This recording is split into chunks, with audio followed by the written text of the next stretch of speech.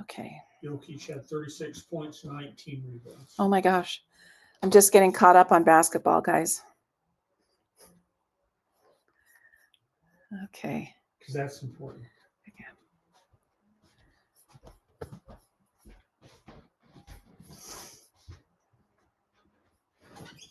Hello, all. We'll be starting in just a minute.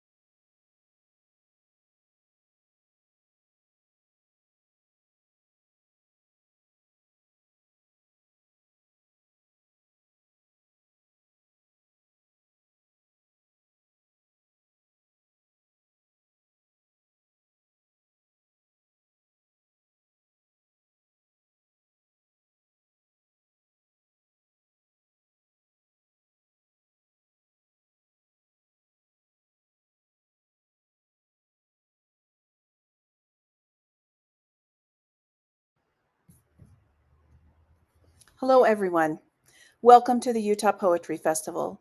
This is the final headline reading of the 2025 festival. I'm Lisa Bickmore, the Poet Laureate of Utah. The festival began as an initiative of my predecessor, Paisley Reckdahl, during her tenure as Poet Laureate of the state, and I'm very proud to be able to continue it. The festival would not be possible, it's important to say, without the support, both logistical and financial, of Utah Humanities and the Division of Arts and Museums. Tonight, Case Johnson has got us started on the Zoom. Thank you, Case. And as you know, the institutions that support and promote the arts and the humanities in our state, both in the state and nationally, are under severe strain and attack. So I urge you, as a citizen and as a lover and supporter of the literary and other arts, to contact your elected officials to tell them why experiences like this are important to you. I want to thank Nano Taggart, Laura Stott, Maureen Clark, and Melissa Salguero for their work in helping to plan the festival. The lively panels that you may have attended today all happened through their efforts, intelligence, and invention. Just a few housekeeping details. As audience members, your video and microphone are muted for the webinar, but you will be able to ask questions of our readers. You can do this by posting your questions in the Q&A. We'll try to save a little time at the end for the panelists to answer your questions. And please check out the virtual book fair and reading room at the festival website. Books and other reading materials by all of our participants and some participants of the past are available there for you to peruse and to purchase. Finally, I want to thank you, the audience, for being here. Thank you for being a vital part of the poetry ecosystem of the state by making time for and showing up for poetry. So the way this is going to work is I'm going to introduce our entire slate of readers all in one fell swoop, and then they will read in the order that I've introduced them. When we conclude then with the readings, you will be able to ask questions. I will probably have a question myself, and then we will part and hope that we have a festival next year. Our first reader is Laura Stott, who is the author of 3 collections of poetry, most recently The Bear's Mouth from Lynx House Press. Her poems have been widely published in fine journals, and she holds an MFA from Eastern Washington University and is an instructor of English at Weber State University.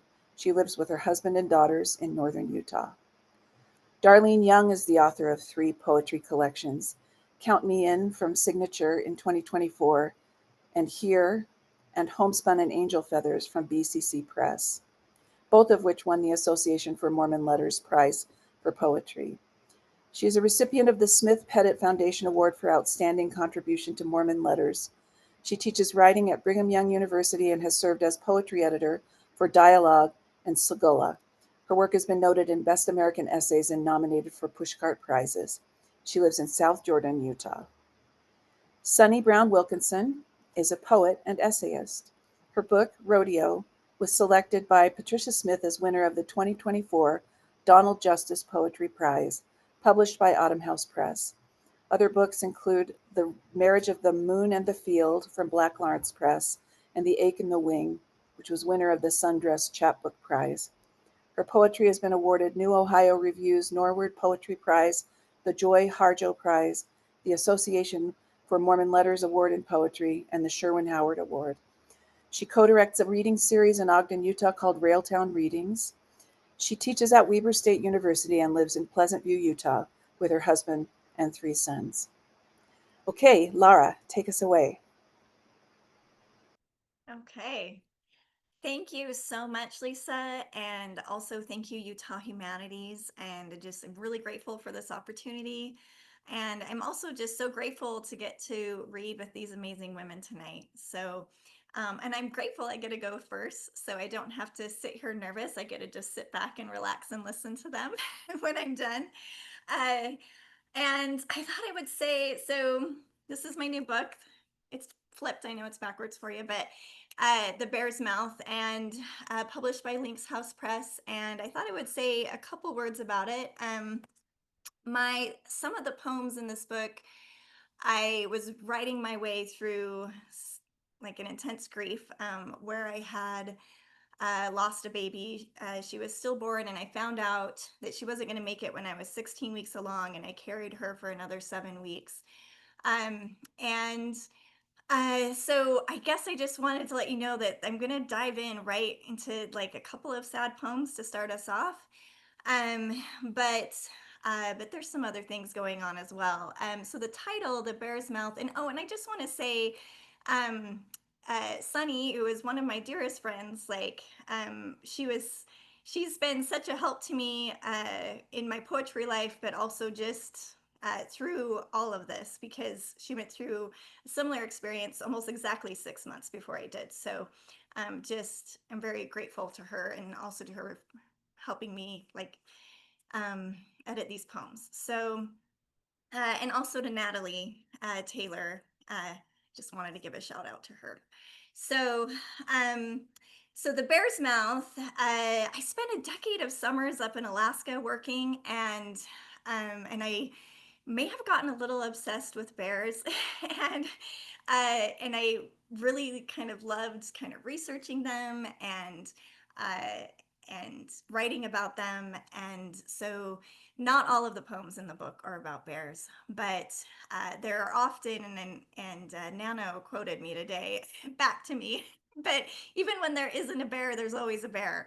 That when you are hiking in the woods up there, even if you don't see a bear, you're thinking about it, and it's always on your mind. So sort of this omnipresence.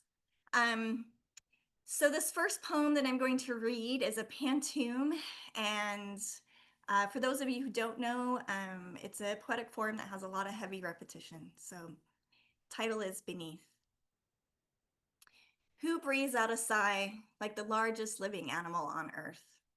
I say she is a well gliding through the fjord, a canyon, holding the depth of an ocean, because I don't know how else she might have looked. She is a well gliding through the fjord, a canyon. She is my daughter, a brown haired wonder, because I don't know how else she might have looked, a creature below the surface of everything. She is my daughter, like her sisters, another brown haired wonder. I remember sitting on a rocky shore in a past life evening while a creature swam below the surface of everything. I watched a light blinking across the fjord, the other side of a rocky shore in a past life. Even then, I could hear the well sing, the sound of her coming up for air across the fjord, like a light signaling on the other side.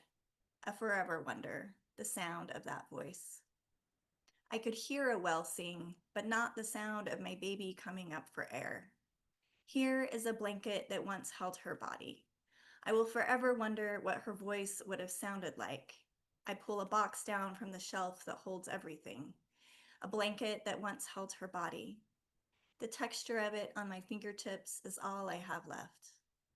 I pull a box down from the shelf that holds everything, a container for her after she died inside me. The texture of my own fingertips is all I have left. Suddenly, a blue jay wakes the world as a container for her after she died inside me. Sometimes I want to believe it's her on the trail I'm hiking, a sudden blue jay that wakes the world. Like the wells that surface to let us know they are there. Sometimes I want to believe it is her on the trail hiking. I'm here, how beautiful it all is. Like the wells that surface to let us know they are there. All the moments I wish I could go back and live again. I'm here. How beautiful her sister's laughter.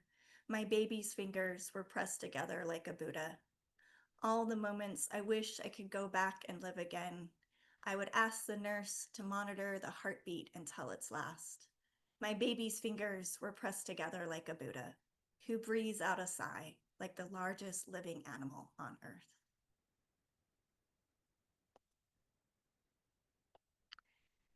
Okay, I was trying this thing out where I was going to have the poems in front of me instead of reading my book, so okay.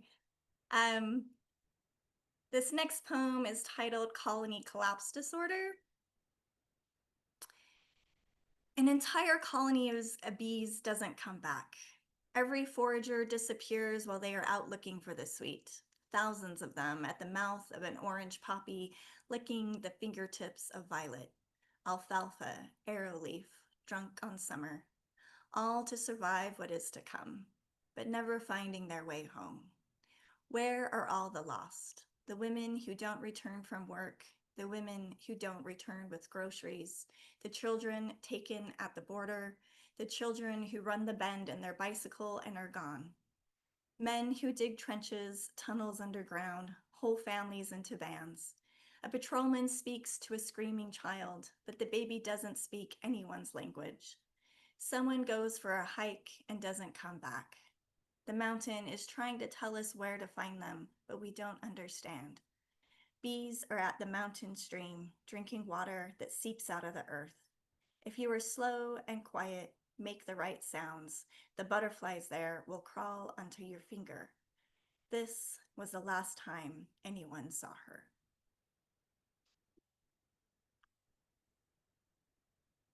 Okay, so this next poem is titled Talking to the Bear, and it's dedicated to my friend Dylan. He was a guide that I worked up in Alaska. He is a guide. He's still up there. He works for the National Park Service, and he was mauled by a bear, and he survived, and he told me the story, and he signed off on this poem and fact-checked it for me. So, Talking to the Bear. After the bear grabs his leg with its mouth, shakes him around, drags him a bit, finally lets go, starts to circle him on the ground, my friend talks to the bear, even as the bear's teeth break his leg.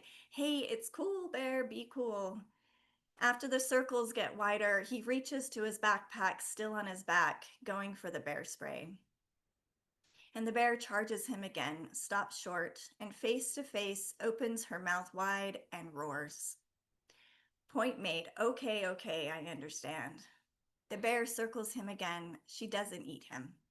She just wants him to know who's in charge. Late October. No one else is on the trail. He's 7 miles in. The paw print later measures at 7 inches across. Just a juvenile. He makes a splint, irrigates the wound, the place where the teeth sank in, and makes his way to a cabin and a radio that only sends back static, but wakes to the sound of a helicopter the next morning. I think the roar alone would stop my heart. I walk into the woods by myself, Alaska rain, evening. It's the kind of forest someone dreamed up. Moss a foot thick, ferns and dwarf dogwood on the floor. Blooms that are perfect stars to navigate back in time. I may never return. A hermit thrush calls its beautiful call like a meadowlark, but sadder. Another thrush answers. I look deep into the green on all sides of me and watch. Talk to the bear. When he was telling me that story and he told me that he was talking to the bear the whole time, thing in my mind was like, I've got it. Okay, there it is. I've got to write a poem about that. So, thank you, Dylan.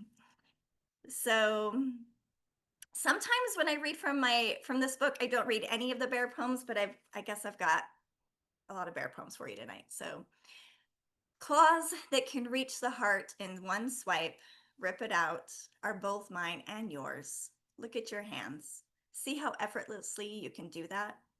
The animal is a part of me and a part of you.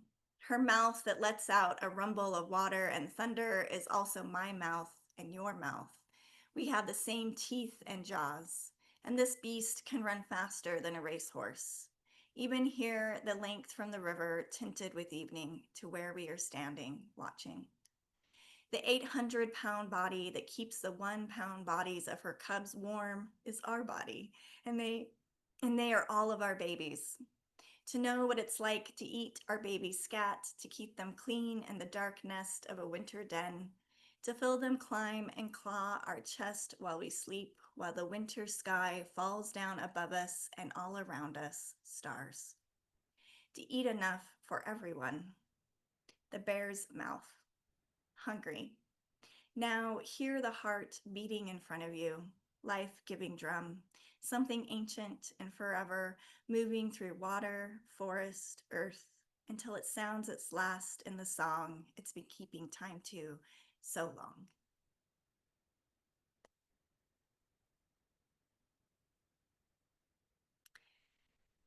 All right, living forever. I don't want to die. I want to stand forever at the edge of this river, feet in the cold, holding the hand of my daughter, where every so often one of us reaches into the water and pulls out a stone. Look at this one, we say. From under the surface, we find something smooth and shining and pull it up. This one has a stripe. This one is the color of blood. And then we carry it back to Dad on shore, drop the prize into a heap. Our new baby sleeps next to our pile of stones, a rock cairn for some traveler. A goldfinch, bright as a butterfly, bounces on the other shore. What's between us? I want her to live forever. 1 week before the baby was born, I was startled by the heft of her body against my chest, her beautiful smushed face, and her cry. For a moment, that instant before her breath, fear punched my heart. I held my own, but then it came. That cry I listened for down every moving hallway, like a river. And there we were together, holding on, saying, look what I found. Okay, I'm going to stop there. I wasn't done listening. I don't want you to stop there. I'm also feeling very lucky to get to read with you two, and envious of your writing partnership, and just glad that for a minute, I get to hang with the cool girls. Okay, I'm going to start with the title poem of my latest book called Count Me In. There are days when, visiting a depressed friend, I find her houseplants are dying in the background while she claims all is well. But also days when the morning percolates in carnation pink glory behind and above the smog, dew bangling the cobwebs. Some days the smell of dirty snow, grim with the sins of the city, makes everything taste of pity, misstrung and trite. But some days the sweet pale call of wind and spruces summons me, though I'm not sure, don't even want to be sure, what it's calling me to. What a world, sodden with polkas and quick loans, graffiti and gummy bears. But the shook foil, the creek-cooled watermelon, this grand, sad trunk-or-treat, junk drawer of twist ties and twine, I still crave it, lick the back of the spoon. The brindled shiver of a curtain in a drowsy afternoon, bumblebees and Cracker Jack, a toddler putting his whole fist through the middle of his birthday cake. Enough, I'm snagged, in for the long haul, tap dancing until the curtain call. So this is called There Are Two Types of People in the World, and it begins with an epigraph from Bob Hickok. He says, I wish I spoke moon. There are two types of people in the world, those who can do the moonwalk and those who speak moon. Fans of the Bee Gees and earners of BAs.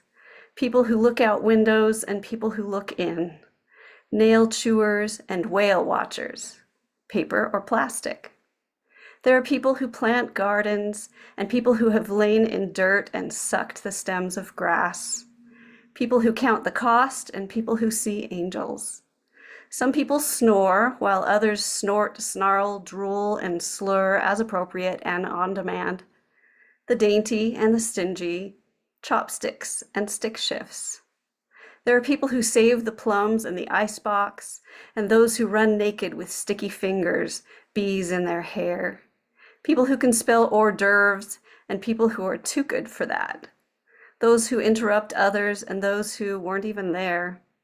Whistlers and whiners, liars and sighers. There are two types of people, those who wish to be cremated and scattered, and those already flying in their dreams. Those who can sing all of Hey Jude, and those who've memorized the table of elements. Down doggers and helium suckers, hand washers and wand wielders. There are people who've licked flagpoles and people who've licked the curled flowerbud palms of newborns, lovers and wincers, sinners and gone. Speaking of there being two types of people I know there are cat people and dog people. We are cat people at my house, but I have a grand dog, so I'm learning to be a dog person too, a little bit. Anyway, this is about our cat. It's called Cat Before and After. So it's in two parts. You can guess one part's the before and one part's the after. Part 1. Tongue and twang, needle-barbed, felted, he presides. Need is a word he would never consider. He allows your service. Curling at the edges of rooms, all fringe and frolic, sneak and sass, he slinks. His tail ticks his dreams of moths, the sharp-angled scent of the plant he loves to gnaw, a full bowl. Grass tickler, discoverer of hidey holes, taut as a notched arrow twine tents for the pluck launch bird word, or flocked and puddled with abandon, sopping sun. Slither and tine, he is lap loller, stretcher of time and tendon. The smallest whisker flick of sound velicates his ears. A familiar voice can talk them down. Everything and nothing behind his stare, he's there and back again, unlooked for, on his own terms. Part 2. It's spitting snow. I look towards the glass door and find no solemn, patient silhouette. When I forced him into the carrier yesterday for the leaden one-way trip to the vet, he struggled weakly but made no sound. A dying cat has no place in a poem. I will not anthropomorphize his last hours. He was not saying goodbye, nor I forgive you, not reliving old memories. Hiding under blankets, he wasn't seeking a dignified exit. He simply wanted us to quit bothering him. I'm left with my glaring human need to be needed. The truth, he lived alone, occasionally allowing us into his dreams. Unclear which of us haunted the other. So here's another animal poem. I saw a headline somewhere on social media, I don't know where, about some whales that were stranded. The headline said, "Whale Watch, 5 pilot whales stranded on a sandbar in Chatham Harbor, Cape Cod." This is called Whales. Stranded in a lonely afternoon, I, awash in algorithm, stumble on a photo. Whales like driftwood on sand, anxious people among them with buckets. The whales will die, but in this image, hope attends. Puddled there on the sand, they are not as large as I would expect, but their whaleness is. Even from my home across the country, a place of desert dust and never whales, I sense these beasts, their presence, their sigh, or I think I do. I close my eyes, conjuring a wide horizon, the pale call of seabirds. Foundering in my armchair, I imagine being ladled with seawater, those tiny wet hands pattering my haunch like rain. I want to believe these beasts are resigned, but maybe they are not calm, not meditating, sage-like and patient. Maybe they are frantic, impacted in that sand. Maybe they are silently screaming. Who would know? Perhaps this is the whale's version of the alien abduction, the flying saucer lab experiments. Maybe a whale who survives to return to her friends would be frenetic with the story. The friends would roll their ping pong ball eyes at this conspiracy theory, bad krill trip. And yet, it's clear to me here in this picture that she has been loved. Always she'd remember, always recall the feel, the gentle pat of those strange tiny hands. And I have another whale song, which was written a few years earlier, but guess I am entranced by whales.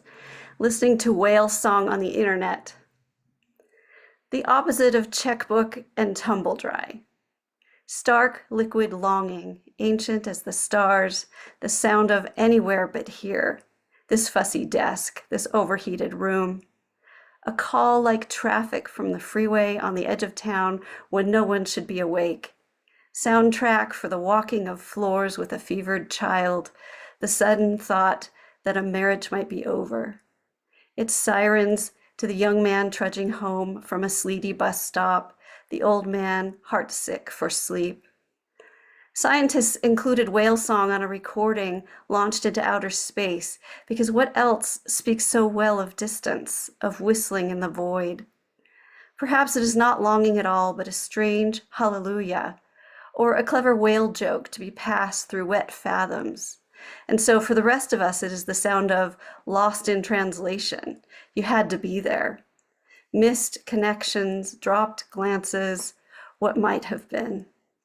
The taunt of creatures who glide and soar, it strums on our yearnings, recalls dreams of flight. A summons to homesickness. My bones thrum as if to something familiar from too long ago. Maybe I recognize my own mother's voice, the way it sounded when once I was curled in my own water world.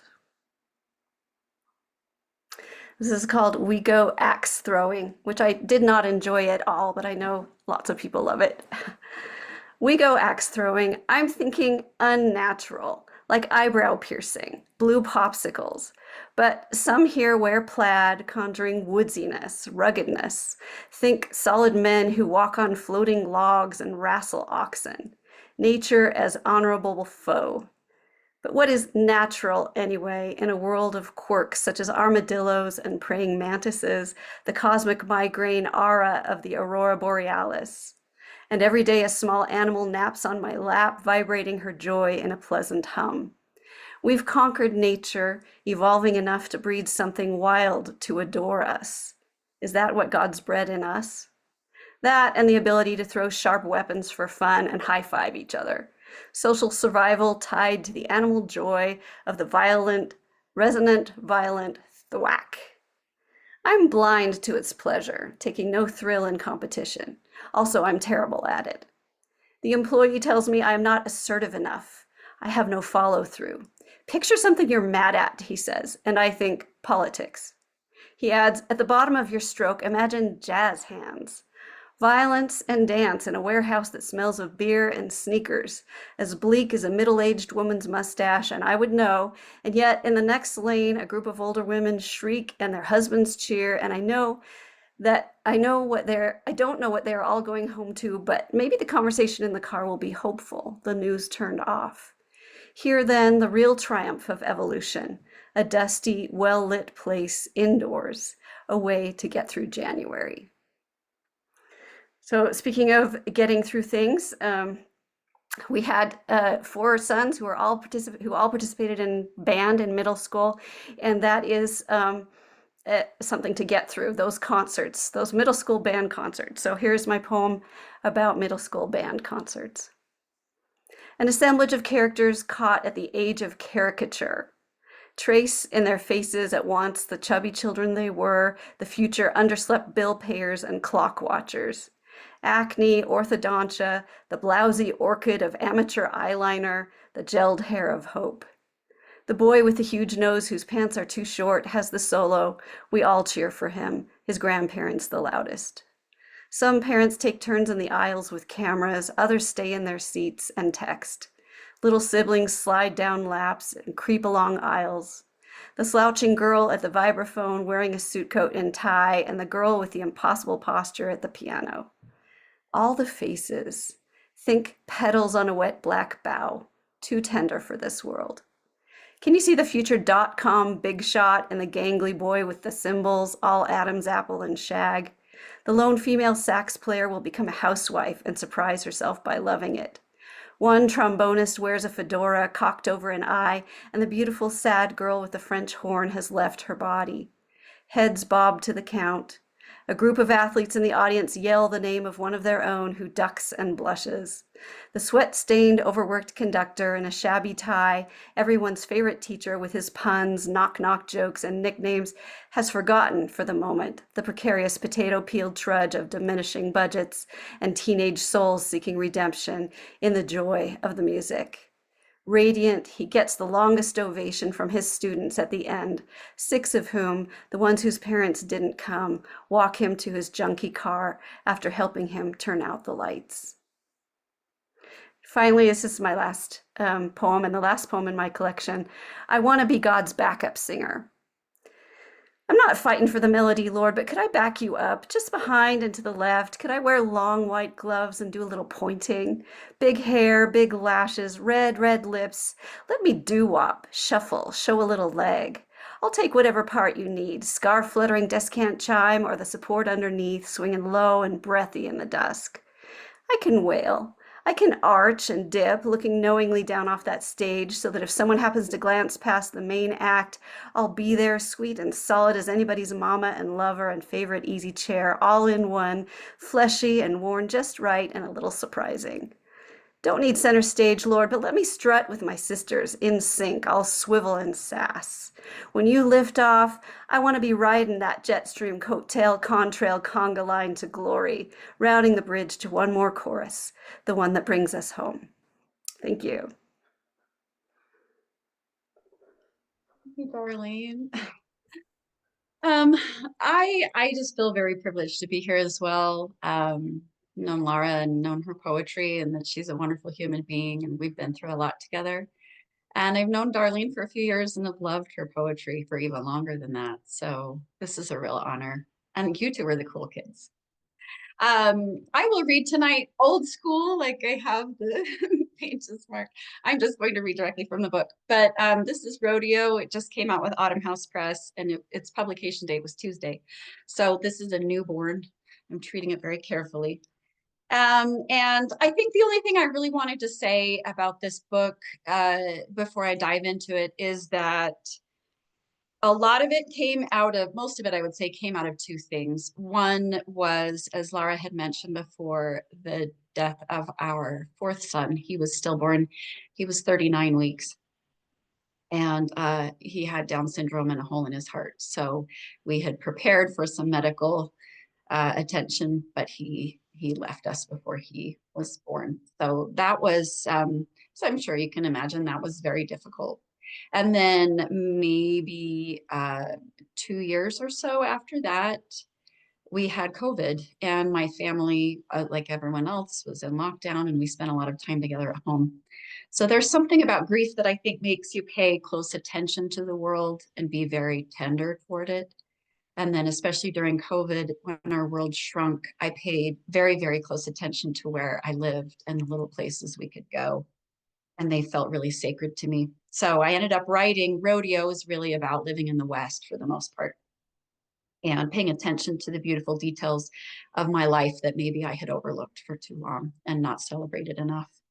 But I am also diving into a couple of sad poems to start off with.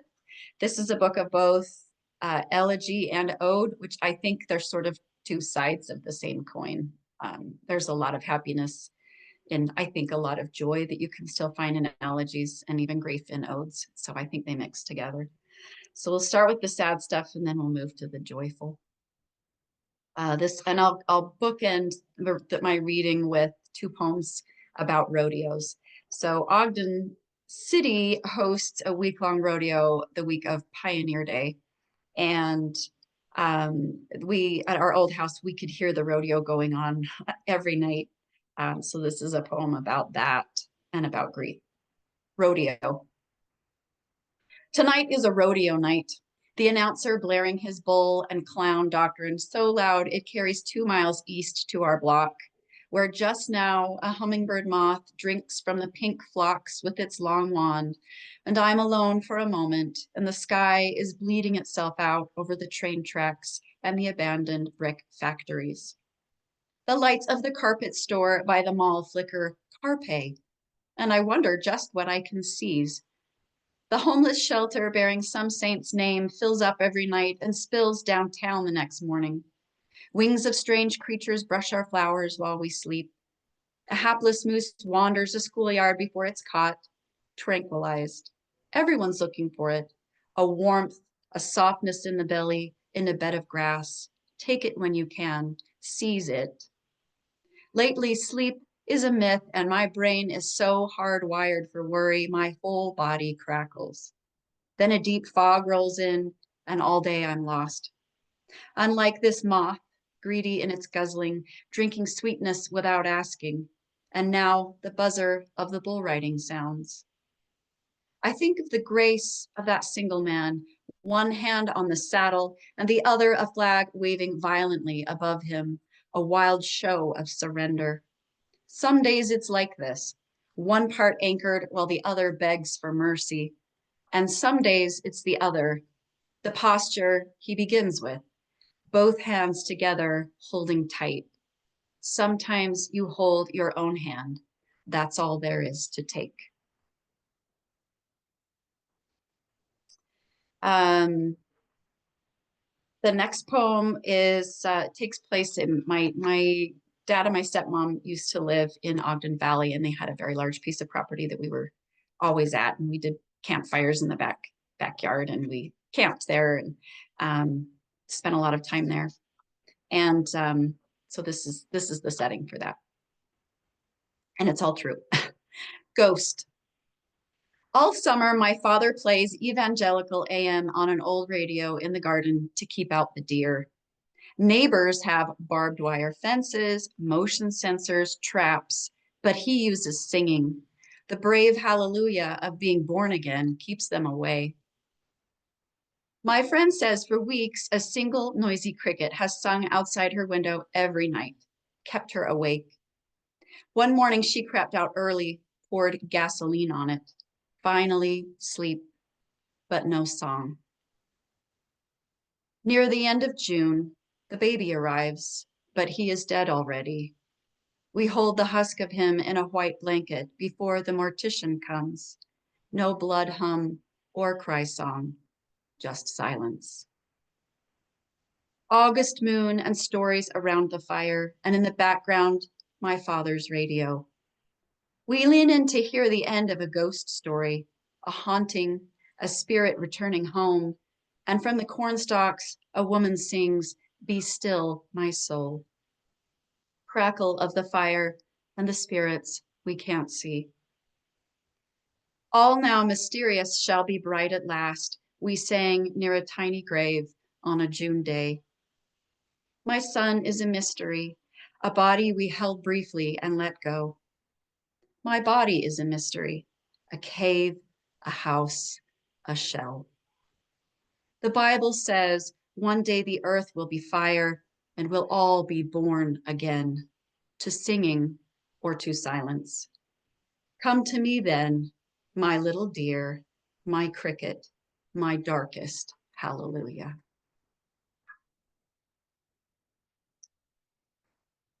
All right. Part of paying attention to the world is not just finding, obviously, the grief, but the joy. One of my favorite quotes about writing is from the novelist Vladimir Nabokov, who says, caress the detail, the divine detail. I think that's what I got better at over the last few years is caressing the detail, I hope. And I love that Laura had bear poems and Darlene had whale poems, and actually Laura has whale poems. So there's like, Yeah, you have some camaraderie there.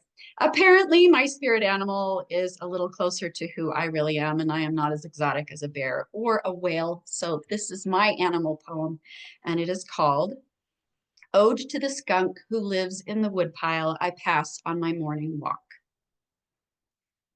Little sister, you are like the spirit Jesus says is like the wind. You come and are hidden and leave a stirring in your wake. You disturb the mind. You are so close to the earth, we have not yet earned the gift of seeing you. All summer you have hidden in the fragments of someone's ramshackle cabin. But now it is October, and I wonder, where will you go? Who will smell your perfume and love you again like I have? Who will watch your slick shape, your feathery tail dip into the bare trees an hour before dawn? Your body is from the age-old black and white stages of history. You are elegant as the silver screen and as remote. Greta Garbo of the neighborhood, you slip into evening's gray gown and saunter down to the little farm where the fat black pig lies all night in the mud. You are otherworldly and silent, sniffling out beetles and spiders while the moon slowly rises like your bright, wet nose over my house. I'm reading faster than I thought. I might add one. Something that I was initially embarrassed about, but I think, oh, I shouldn't be embarrassed about it. But when I was reviewing the manuscript of this book with my editor, Autumn House, I realized I have several poems dedicated to my husband, and I didn't think I was that much of a romantic. And I said, do I need to take off that tag that says for Sean? And she said, I think we're okay. We can leave them in. So here I have a couple of poems for my husband. So this first one is called Jenny's Slot Canyon. If anyone knows where that is, that's actually up Snow Canyon, which is right outside of St. George. And it's lovely. Jenny's Slot Canyon evening, late November, for Sean. And this is a sonnet. These desert canyon walls are black from years of rain. The water paints it so and stains the varnish dark, a kind of anguish we weren't here to see. This place a rib cage, slick and tight, each wave of rock a rung to climb, a foothold carved from wind's fine blade. We too are wild and honeycombed. The fissures deep inside us know too well the pains of age. In this monastic space, where light and dust conspire and ruminate, we face ourselves, our bodies brittle, tinged with slow decay. But in the winter light, in day's last rays of gold, our suns are bright and manifold. We'll tell our love until the telling's old. I just have two more. I'm trying to think. I think it was a year and a half ago. There was the Ring of Fire eclipse that my family and I were able to see from one of the national Bryce Canyon National Park. And contemplating how beautiful it was to watch this, I thought it was interesting the way it paired with this idea of marriage. So this poem is called Ring. It came in stages. First, a disc barely touching another disc, coal covering gold in slow-mo. We held ourselves in the cold morning air and watched the sky while the forces that bring us light collided. My husband came shyly to the door of me, but he moved with such patience. He was part of me before I knew it. And love, it came in phases. Marriage being slow, expanding like an empire, peopled and strange, and we, like Egyptian gods, seated and regal with our animal heads and eternal staffs, watching over time the keepers of our sons. Later, the outline of a cat's head, someone said, a crescent up top like ears, an embrace of two plates stacked like dishes, like the slow lean into the orbit of another. And finally, this eclipse. two faces in a long gaze, and yes, everlastingly fire. And I'll end with one more rodeo poem. It's called Everywhere I Look, I See a Rodeo.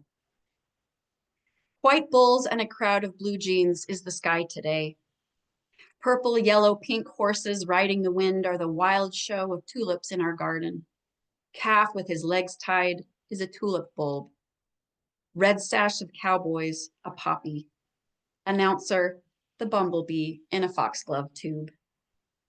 The clown hiding in his barrel, lathered in lipstick, smile wide as a half moon, blonde wig and bright pantaloons is your heart, peering out now and then to tell a joke and run. Chasing the bull, his horns big as myth, his hooves making music is called writing a poem. Everywhere I look, I see a rodeo. I love the world like the buster's hand loves the horn of the saddle, white mountains of his knuckles trembling. It loves me back like pink jewel-studded hats, swish of polyester pants, soft shadows of leather fringe. It loves me like snow cones, cotton candy, churros, nachos, burgers, dogs. It loves me like a kid loves his fingers, licks each one long, grease stain on his knee. I fight grief the way the bronco bucks that wily man on his back, the arc of those spasms, a kind of prayer. Like the calf roped and tumbling, I too lie limp at the end of all things. I am spurred, wrangled, rounded up, hog-tied by the holy. Everywhere I look, I see a rodeo. Love, the cowboy's kid gloves, limp and crisscrossed over the horse's back, are the two of us on a Saturday morning. At night, we chase our boys down to bed, hover over them, wild things we've caught.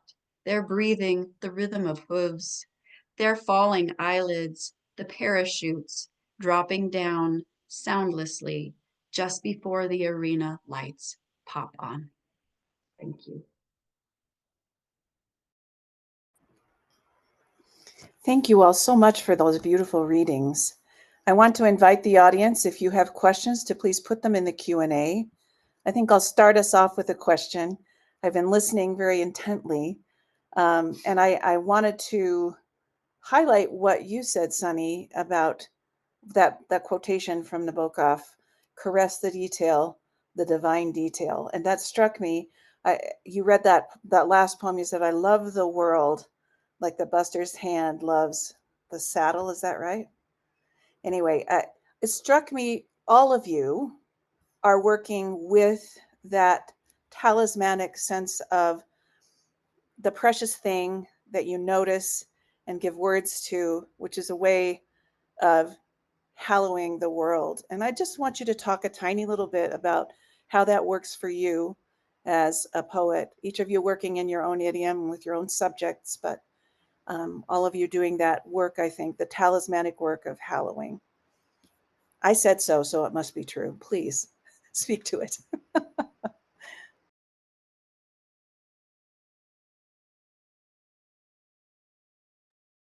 I love the way you described that. And I, I guess like for my process, my writing process, like just very much what you were describing, like I think it's usually one little thing that pulls me in and gets me writing, and I try to kind of just stay open to where it's going to go. And just paying attention to what's around us. I guess I really kind of feel like I try to maybe keep one foot in this world and the magic of, because I don't know, like just investigation and research. Like I did a lot of reading about bears and different creatures, but when you learn things, you're like, whoa, that is so amazing. And then it makes me want to write about it. And what I found is it also kind of deepens the metaphor, like the more you learn about it. And so I tend to, yeah, just start with one little detail and see where that grows. But um, this morning, actually it was a couple days ago, but I was walking my kids to the bus, and my daughter, like the blossoms, like it was a windy day and the blossoms were just blowing through the street, and she just said, Mom, look, like the blossoms are having a parade. And I was like, that's amazing. That's brilliant. But it's just, I guess, just paying attention to what people say and all of those little details. So, Well, I agree with that. One thing that I feel like has been an influence on me is having children and listening to what they say. I didn't do it so much with this collection, but in my first collection, I stole some great things my kids said and used those as ending lines, which feels like cheating, but they're just natural poets. But that kind of attention where you're on the ground looking closely at the earth, I think I've learned that so much better for my children. I've forgotten it. I'm thinking too, I teach intro to poetry, and the handbook I use is the Poet's Companion, and that's edited by Dorianne Lux and Kim Adonisio. And there's a line in there that just sort of haunts me, and they say that maybe they're even quoting someone else, but they say that good imagery is like being alive twice. There's something that transports you. It is the thing, and then it is a greater than thing. It sort of transports you somewhere else. For me, when I write, it feels like being alive twice. And I think when I capture details from my day or that moment and I put them in the poem and I feel like those need to stay, some things I weed out, but there are things that feel settled and they stay. And honestly, later when I come back and read those poems, I get to relive that moment, that those things that felt like they needed to stay and had weight, they still feel that way. And the things that were lighter and didn't feel as necessary sort of fly away. So I think it's just a practice of gathering the details and seeing what sticks and what feels that kind of aliveness that feels like it's real on the page and that feels real every time when you come back to it, which I think is also just part of practicing. But it is such a gift to be able to feel like you get to live your own life over and over again in your own writing. Hopefully that happens with other people too. So I'm trying to remember the phrase you said, the talismanic work of sacred, making sacred, something like that. So I don't set out to make something sacred. I think it's a byproduct of tender attention. I spent a few years kind of sick in bed. And when you are limited in your ability to go out into the world, the details of the world become romantic of themselves. Like all the things that you miss, you realize how valuable they were. So when I got more serious about poetry, I specifically wanted to enjoy and pay attention to those details. And I think just the taking time to spend to pay tender attention to something makes it become more sacred. I just want to just sum up my question. Your answers are beautiful, but I will just say that there's something about the saturation and intensity and sound intensity of your language that does some of that sacred work as well for me. There's another question, one more question, and then we will probably call it a night. Paisley Reckdahl asks, can you each talk about how the forms you work in your elegies help manage grief? So how the forms you work in help manage grief. I'll jump in. So one of the poems that I read tonight, the Pantoum, like in that form, I actually wrote that poem in free verse first, and I felt like there was already some heavy repetition happening, and I thought I really want to try this as a Pantoum and see if it works.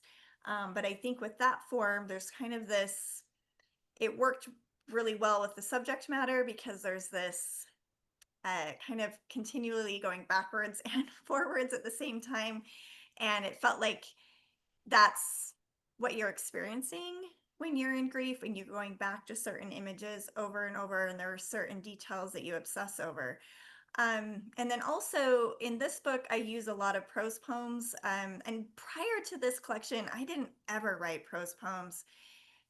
And I found myself working in that form often. And I think a lot of it had to do with just wanting to bring everything closer together as I'm kind of bouncing back and forth between memory and the life that I'm in now, because that's just how it is as you're moving through the world, going to the grocery store and picking out your fruit, and you might just start weeping. So, but like I feel like that form of that, just that heavy block, felt appropriate to just have it all kind of come more like in that kind of creating more intensity that way. So Mhm. Yeah, that's a great question because I do think some forms lend themselves really well to certain subjects that haunt, right? That it feels like repetition is really useful that way. And so I didn't read it, but I do have a poem in here called Grief Sistina. Sistinas are tricky. It feels like it's the same sort of wrestling with that form that you're doing with your own grief, and it's exhausting, but it is cathartic too. That poem is really interesting because, of course, Sistinas, you reuse the same 6 words, um, 6 different ways, and then you have the ending stanza that gathers them almost like a release. And so it does feel like this way to let go, to sort of obsess and then let go. And I found that really useful. Sonnets are helpful for me, but I think they're really difficult. The sonnet I read was more like, it was grief, but it's also a love poem. And I love the way a sonnet makes you, it's like you're in this little space and you just have to shuffle a little bit and get somewhere. And that feels like grief to me. Like, you just feel so heavy and confined, but then something surprising will lift out of it. And I love the way sonnets can do that. So the award that my book won, the manuscripts have to have a certain amount of form in them. So I have an abecedarian and I have a sestina and I have a sonnet and then several elegies in that. But I think that grief is so big, like Laura's saying, grief is so big that it's helpful to be able to pull out a few things that you can hang on to. And I'm so grateful for forms that let me do that in their own ways. They're all different. Darlene says, pass. And I'm going to say just a few tiny words at the end. As I said, this was the last of our events for the Poetry Festival. And for me, it has been a beautiful and transplendent set of events. And concluding with this reading felt extra special. I want to thank you very much for being here and sharing these poems with us. And I encourage all of you in the audience to go and find these books. You can find them in the virtual book fair, and that is on the Poetry Festival website. Thank you so much for being here. Please do everything you can to convey how important the humanities and the arts are to you, to your elected officials. I hope that we will have another Poetry Festival next year. Thank you, and good night. thank you so much, Lisa. Thank you, Lisa.